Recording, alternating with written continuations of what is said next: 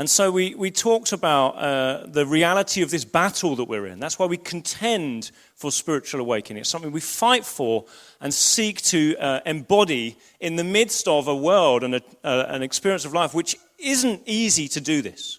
So we fight. And we looked last week at how so often just to look good on the outside but not to really deal with stuff on the inside, superficial religion can be a real challenge that we need to break through. The second thing that Luke looks at in his, or brings out what Jesus said in chapters 11 and 12 of his gospel, is the major tranquilizer of being awake spiritually is worry.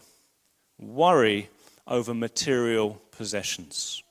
And this is the second great enemy of you coming awake in Jesus. The first one is superficial religion. The second one is worry about money. Jesus tells a parable of a rich fool. Then he tells a parable of the birds, and he compares the two different ways of living. So let's have a look at this passage from Luke chapter 12. Jesus said to them, "Watch out, be on your guard against all kinds of greed. Life does not consist in an abundance of possessions." And he told them this parable: the ground of a certain rich man yielded an abundant harvest. He thought to himself, "What shall I do? I have no place to store my crops." Then he said, "This is what I'll do. I will tear down my barns and build bigger ones, and there I will store my surplus grain. And I'll say to myself, you have plenty of grain laid up for many years. Take life easy, eat, drink, and be merry." But God said to him, "You fool, this very night your life will be demanded from you. Then who will get what you have prepared for yourself? This is how it will be with whoever stores up things for themselves, but is not rich towards God." So Jesus here again talks about how worry about money is something that gets into you and you don't even realize it. It gradually closes your eyes to expectation that God is going to come and arrive in your life. The man himself is blind that God has provided the ground, that God has provided his abundance. He just talks to himself about it. He's blind that God is even present in this whole thing. Worry about money silently slides us away from gratitude and into grasping. Just the language of Jesus is so clever. This is what he tells in his parable. Just notice, "What shall I do? I have no place to store my crops." Then he said, "This is what I'll do. I will tear down my barns and build bigger ones. There I will store my surplus grain. I'll say to myself, you have plenty of grain laid up for many years. Take life easy, eat, drink, and be merry." Does he mention a single other person in what he says? Does he mention any person other than himself? Worry about money turns you in on yourself so that the person that you have conversations with is yourself, about what you need or what you want. It tranquilizes you to be awake to the God who is present, who has given you all you have and wants to give you more. And so worry also mucks up mercy and makes everything about us. In the parable of the sower, which is in Luke chapter 8, Jesus says this: there's a whole group of people who hear what he says, you hear the word, the seed's sown into their life, and then thorns come up and it strangles what God is wanting to do in their life. And this is what he says: those who hear, but as they go on their way, they are choked by the cares and the riches and the pleasures of life. Jesus doesn't want what he has for you, the awakening that he wants for you, to be choked by you having worry, cares, and sort of the running after the riches and pleasures of life. So we have to understand this. So what the Bible doesn't say is, rich people, you're bad. You guys who are really greedy, if you're just constantly trying to get more money, that's bad. What it says is, worry about money. You can have no money and you can sit all day worried about money. He says that's equally going to put you to sleep. That's equally going to put you to sleep. And we have to see that what happens is that we have a capacity in our mind that can think about a certain amount of stuff. We are fixed and limited human beings. We have this amount of space. And the space that money and concern over bills and possessions takes pushes out the thoughts about our God and his goodness and his word. It chokes it. You see that? It chokes it. And as I read these things, I think, this is so hard. Because we live in a news media society which is absolutely obsessed with money and possessions. I mean, the two things, as far as I can tell, that if I switch on or have a look at the news, there's two things it's going to talk about. And the first one is going to be about cost of living, inflation, people haven't got enough for this and that. It's always about, prices are going up and will you have enough and tell us your story if you're struggling. And it's all about this, or it's about snow. It's one or the other. Like weather. These are our two things, and we are totally formed. It's wanting to form us to have lives that are worried about material possessions. Worry, not greed. We know greed's bad, but worry about it. You should be worried about it. You should be worried about it. And just as a little illustration of this, in November was the month when the news went full on cost of living, bills going up and all that. It's full on. Now, actually, nothing changed in November other than people it just gave us figures of what had already been happening and projections about what might happen. But November itself, nothing particularly changed. What changed was the news started telling us that this is what's happening. And the giving in this church dropped hugely in November. So, maybe we have in us as a people a worry about money that we just should wake up to. We should just wake up to it. Because Jesus is saying he wants to awaken us, and an enemy of this is worry about money. Jesus then says to the disciples, trust the king, and the kingdom will break the power of worry.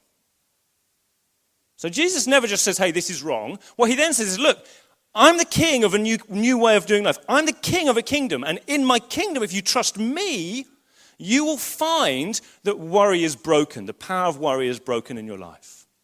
Jesus says to his disciples, verse 22, therefore I tell you, do not worry about your life, what you will eat, or about your body, what you will wear. Seek his kingdom, and these things will be given to you as well. Do not be afraid, little flock. Your Father has been pleased to give you the kingdom. Sell your possessions and give to the poor. Provide purses for yourselves that will not wear out. A treasure in heaven that will never fail, where no thief comes near or no moth destroys. Where your treasure is, there your heart will be also. Jesus wants you to pursue riches. Do you know that? Jesus wants you to pursue riches. But he wants you to know what true riches are. He says real riches, life that's alive does not consist in the abundance of possessions. It's in the kingdom. Provide purses for yourself that do not wear out. He wants you to have a purse that will never wear out. God wants you to have a purse that you just, every time you need something, you go into it. It's like, I've got what I need. I've got what I need. There's been a horrible family tragedy. I've got what I need. Doesn't mean the tragedy's over, but I've got what I need to get me through this time. So Jesus wants you to have abundance and to be fully alive.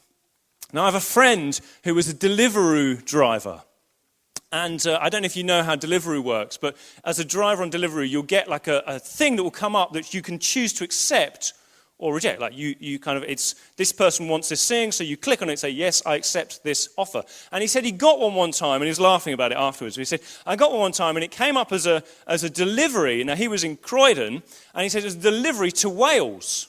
And he didn't really think about it. He just said, yeah, click, because it looked like he was going to pay him quite a lot of money. He went to, it's obviously some function that had gone wrong in the app. So he went and clicked on it, yes, went to the thing, got the food, put it on his bike and start cycling. And his thing is telling him, you've got 18 hours, 47 minutes till you arrive. And so he's like, just go really, really fast. I better speed up. And he looked at it again, he was like, man, it's still 18 hours and 40 minutes, and I'm tired. And he suddenly was like, what am I doing? What am I doing? But his habit was, it comes up, click on it straight away, and do it, because it's going to give me what I want. Now, there's a parallel, right? Sometimes the best thing is not to try, what you think is going to get you where you want to go, it's not going to get you where you want to go. Sometimes we just instinctively think, yep, I'll do this, I'll spend this, I'll pursue this, I'll think about this. And then you're like this person on a bike who's like trying to cycle to Wales. Jesus is saying this, trusting money, thinking if I just get enough money, if I just have enough in my bank account, if I can just buy this item, then I'll be sorted, is like getting on a bike to deliver hot food to somebody in Wales. It's never going to work. It's never going to work. If you think that you're going to have life to the full by an abundance of possessions, it's never going to work. That's what he's saying. You find the abundance of life in the kingdom and doing what the king says. Then you will become richer than you could ever imagine. Seek first the kingdom, do exactly what the king says, and then everything else will be added to you. Now, that might include an abundance of possessions or it might not. There's nothing wrong with an abundance of possessions. But life is never going to consist in the abundance of possessions. Pursue the kingdom and the king, and you'll be richer than you can ever imagine. Jesus describes this in terms of wisdom. He says, you fool, to the rich man. It's wisdom. Now, what he's basically saying is this: if you're trying to start a fire, the fire of being awake to God, a fire of life, I want life to the forward. It's like a fire. And what I can do is, on this fire, I can go and find some oil, and I can put oil on the fire, and the fire will grow. Or I can go and I can get water, which looks a lot like oil, and I can put water on the fire, and the fire will die out. And what he's saying is this: this fire is alive in your heart. If you know Jesus, if he's come into your life, the fire is alive in your heart. And he says, if you now go and you every day get water and put it on the fire, you are a fool. Say it to me. You're a fool. That's not how you get a fire to grow. If every day with this fire you go and get the oil and you put it onto the fire, you are wise. You are wise. He says, so don't be a fool. Don't go chasing after the water and putting it on your fire, which is the material possessions. The worry. Don't do that. Instead, look at the Father. That's the oil. Every time you look at God, you see his kindness. You obey him in everything. It's like oil. Now, Alex is going to come and give us a bit of his wisdom and experience on this.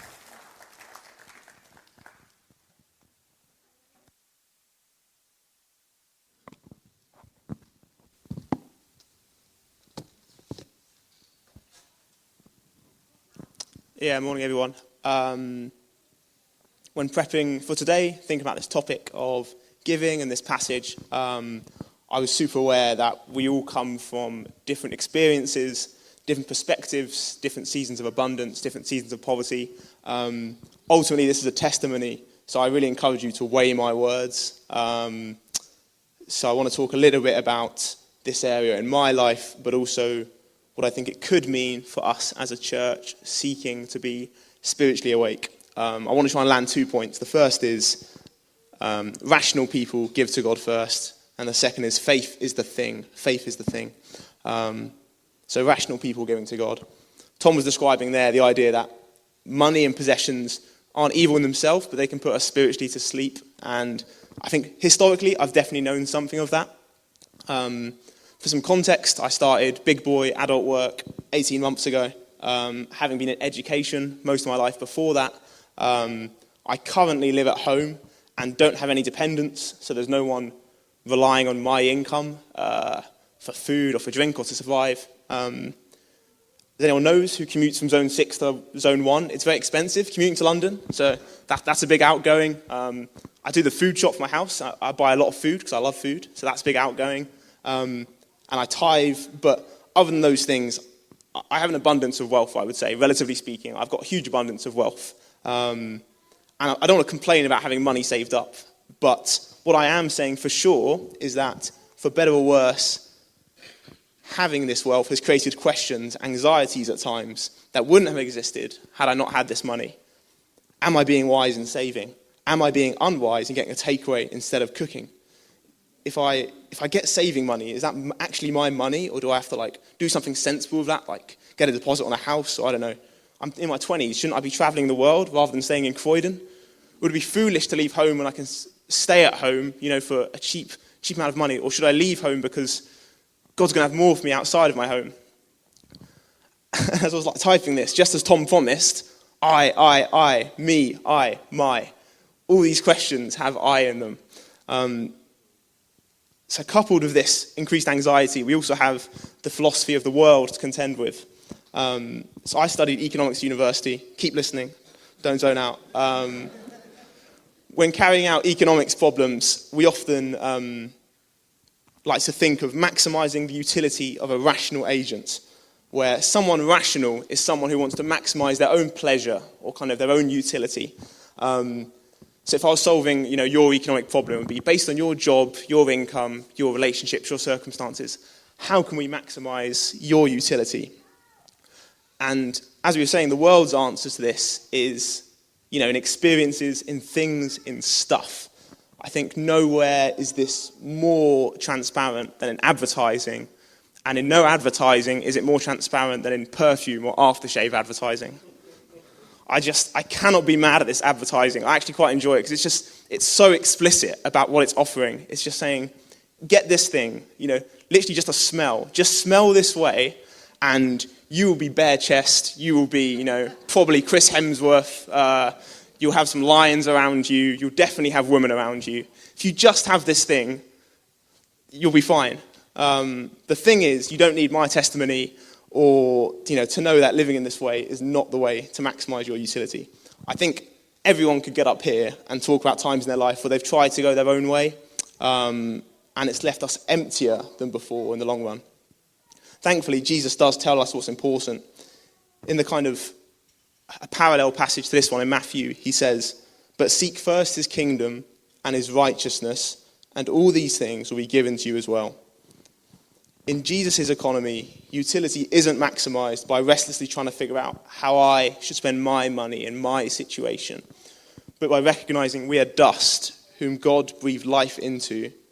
From that starting place, we can pray, talk to people we trust, look at Scripture, particularly Jesus' teaching, to learn about God's character, and to day by day know just a little bit more about what we should do with this stuff. And if you'll let me be slightly bolder, I shouldn't have to sell you this or even convince myself of this.